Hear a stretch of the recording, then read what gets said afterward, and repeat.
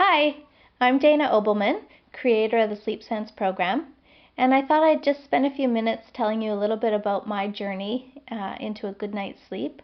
When we were pregnant with our first son, my husband and I had done a lot of reading about pregnancy and what to expect while we were expecting, but we didn't really have much knowledge in what we were actually going to do with this person once he arrived.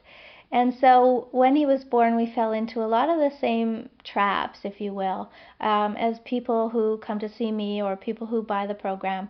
I nursed him to sleep all the time. I didn't even think that it was possible for him to fall asleep in any other way. As soon as he fussed, on the breast he went.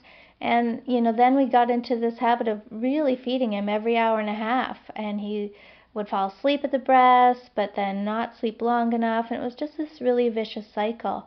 And what it ended up doing was making me really insecure about my abilities to breastfeed.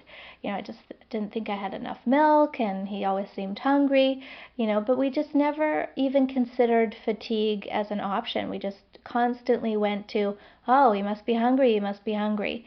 And so that was our first mistake, if you will. I was constantly overfeeding.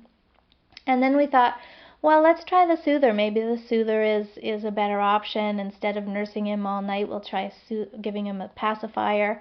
And that worked in the sense that he would fall asleep with the soother instead of nursing, but we were still up the same number of times in the night, and lots of times just to give him back his soother, and sometimes for feeding, and we were doing a bit of rocking and all that as well. So, all the mistakes that people come to me with, I can say, I know, I've been there. I did it too, because I didn't know any better. I just wanted him to sleep, and I didn't really care what we had to do to get it.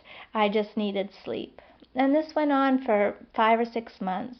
And I remember the night when I said to my husband, I can't do this anymore. I can't get up 5 times a night. I'm exhausted. I'm emotional. I was struggling with a bit of postpartum, and it was just taking its toll on all of us. I mean, my husband was equally distressed. He didn't know how to help, and he's got to work all day. And so we're both just really feeling, like we were incapable, and parenting seemed so hard, and why wasn't it coming easily like it seemed to for so many other people? And that night I decided, I think there's something we need to do in order for him to sleep well. I think whatever we're doing is not helping. Whoever we're praying to is not hearing.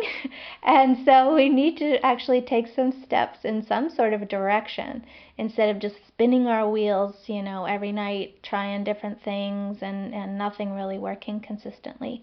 So that's when we really got on board and started to figure out, what do we need to do to encourage him to be a good sleeper? And that's when I discovered that the things that we were doing, although wonderful in their own sense, were contributing to the problem because they were becoming his props. And over and over you'll hear me talk about props, and basically they're whatever you think you need in order to get to sleep. So even as adults we have props. Lots of people tell me they need the fan on, or music playing, or socks on, or whatever it might be. It's all the little things we've collected along the way that tell us, okay, it's okay to go to sleep now. And so for our son, it was mainly the soother. As soon as he got that soother in his mouth, off he'd go. But the soother won't stay in anyone's mouth. Anybody would spit anything out of their mouth when they get to a certain level in their sleep cycle. So when he woke up, no soother, and we come back and forth, on and on. So we really had to teach him how to fall asleep without the soother. And that was difficult because, I felt really bad that this is something that I'd done to him. I'd convinced him he needed this soother in order to sleep, and so now I had to take it away. And we struggled with that and all the feelings that come around what we had done wrong in his life. But, it was the best decision we ever made, and it's not an easy road when you're in it, but looking back now, it's a blink of an eye, really. And my oldest son now is 7, and this is the baby we're talking about. And he is the greatest sleeper that I know to this day. Sleep has never been an issue. He likes to go to bed. He doesn't want to stay up and talk. He wants to go to sleep. When it's time to sleep, he wants to sleep. And to me, I think we gave him a great gift. And it was a gift we gave to our second son and our third, our daughter Georgia.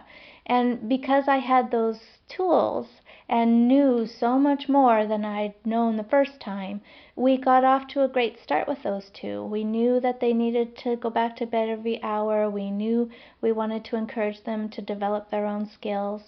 And so we didn't have to go through those first 5 months of, pulling our hair out and wondering, what are we doing wrong? Because we knew what to do. And so with that knowledge came power.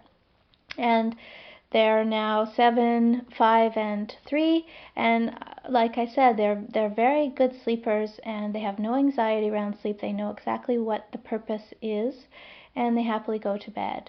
And so the gift is that sleep for all of us really should come naturally and easily, and it's too bad that most of us as adults, we carry around so much anxiety and around our sleep that a lot of people turn to medications, have all kinds of insomnia issues, and I just think as children, that's the period in our life where sleep is perfect. It's perfect. It's glorious. We go to sleep, we sleep hard, and we sleep well.